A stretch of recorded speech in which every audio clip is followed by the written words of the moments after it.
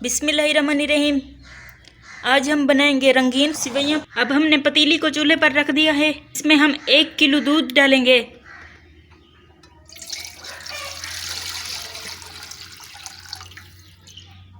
इलायची डालेंगे, 1 पाव चीनी डालेंगे।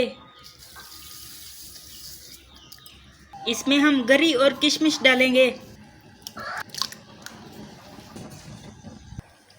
दूध में उबाल आ चुका है, इसमें हम रंगीन सिवैयाँ डाल देंगे।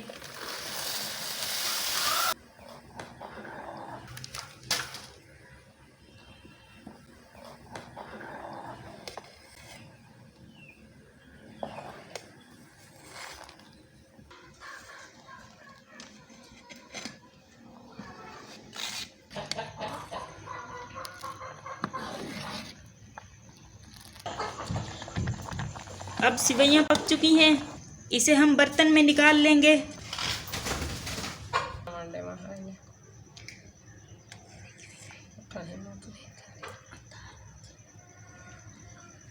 रंगीन सिवैयाँ तैयार हो चुकी हैं। अगर आपको ये रेसिपी अच्छी लगी हो तो हमारे चैनल पाकिस्तानी क्रंच को सब्सक्राइब ज़रूर करें।